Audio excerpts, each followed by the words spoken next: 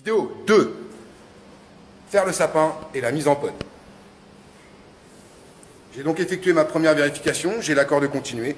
Je vais pouvoir faire le sapin. Pour faire le sapin, je vais chercher le warning.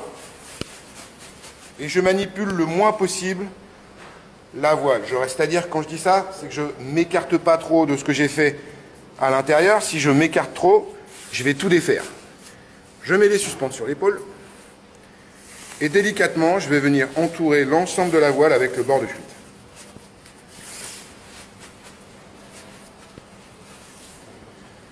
Ma couture centrale, elle reste au centre. Je vais ensuite bien mettre mon glisseur et je viens lécher les deux bords. Je vérifie la symétrie entre les deux coutures. Et je m'arrête avant la deuxième couture. Cette partie-là, on va la rouler.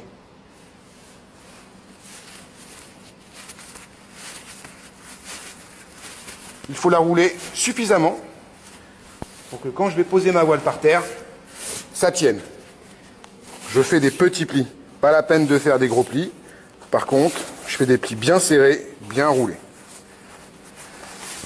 Voilà, j'ai fait mes plis. Le secret, c'est de mettre de la tension vers le bas. Si je mets de la tension vers le bas, ici, ça ne s'ouvre pas. Si j'enlève la tension, ça va avoir une tendance à s'ouvrir. Voilà, mon sapin, il est prêt, j'ai plus qu'à le poser par terre. Pour ceci, je vais faire un mouvement qui avance et qui descend sans lâcher les prises parce que j'ai quelques petites vérifications à effectuer avant. Vous avez vu, je la pose délicatement. J'ai rien lâché. Pourquoi? Parce que je dois vérifier que mes suspentes elles soient bien tendues. C'est le cas. Je dois vérifier que je suis resté dans l'axe du sac. C'est aussi le cas.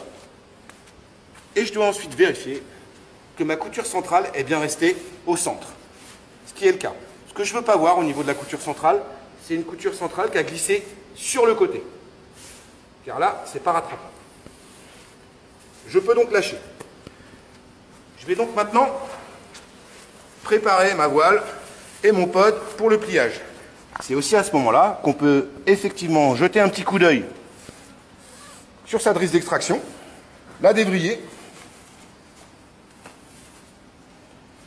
et jeter un coup d'œil sur son extracteur, voir s'il est en bon état. C'est le cas. Hop, je prépare donc mon pod. Je le mets à l'envers. Rabat de fermeture en bas. Et ça va être un repère pour le pliage. La largeur de mon pod va être ma référence pour affiner ma voile. Je viens mettre mes genoux juste au-dessus du warning.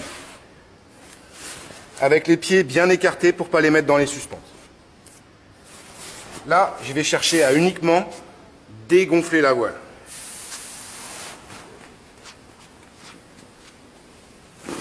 Si vous créez de la tension entre le haut de la voile et vos genoux, la voile elle a plus de mal à se regonfler. Ensuite, avec son bras, on vient chasser l'air.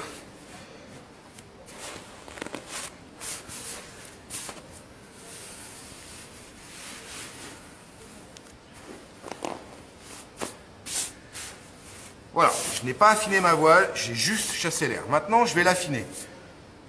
Mon pod, j'imagine 2 lignes droites. Tout ce qui dépasse ces lignes droites, je vais les mettre, je vais faire des plis l'un en dessus de l'autre. Je glisse ma main en dessous. Ma main, elle arrive ici.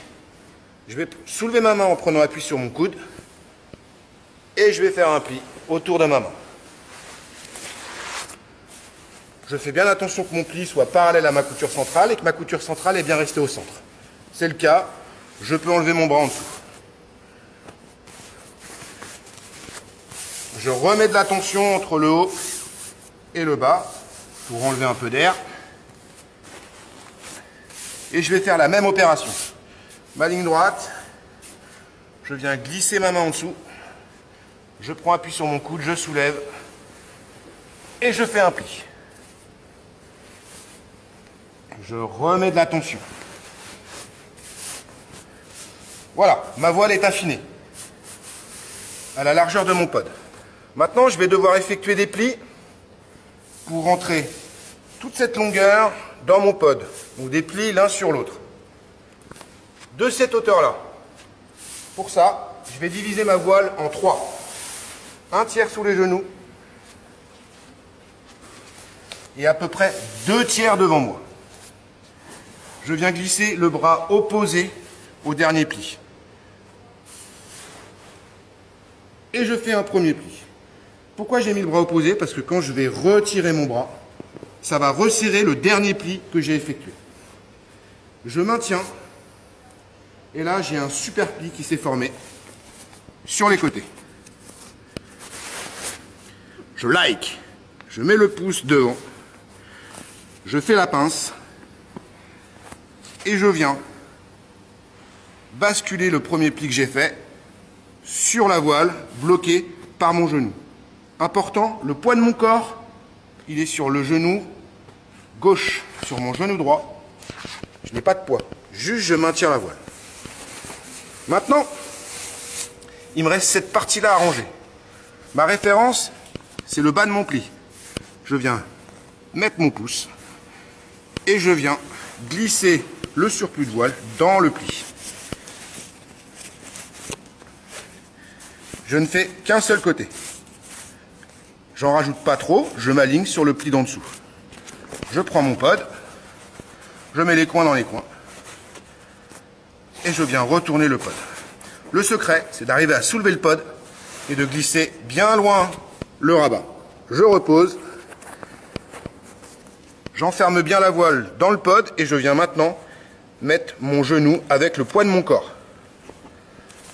Toute cette partie-là est enfermée dans le pod et ne peut plus s'en aller. Je fais la même opération de l'autre côté. Voilà. Pareil. Hop, je glisse le surplus dans le pli. Je tiens fermement et je viens retourner le pod. Tant que j'ai pas envoyé la voile au fond du pod, je lâche pas ma main qui tient la voile. C'est le cas. J'enlève mon genou, mais je le remplace par ma main pour garder de la pression et éviter que la voile s'en aille. Je passe sur le côté.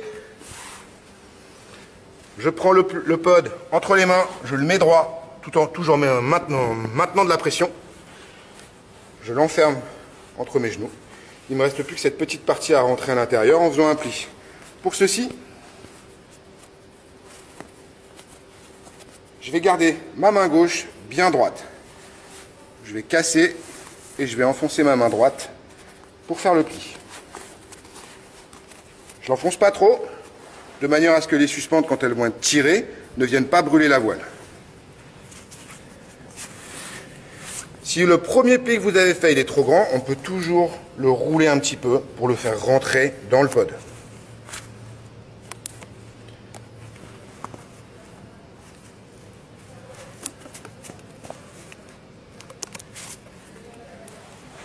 Je vais fermer mon pod à l'aide de mes suspentes et je tire l'ensemble des suspentes toujours du sac vers le pod, de manière à avoir quelque chose de bien lisse, bien propre. Les petites différences de longueur, je les mets après la boucle. Je fais une jolie boucle, 3 doigts. Les petites différences de longueur, je les mets à l'intérieur du pod. Je viens mettre le deuxième élastique en n'oubliant pas de passer dans les œillets.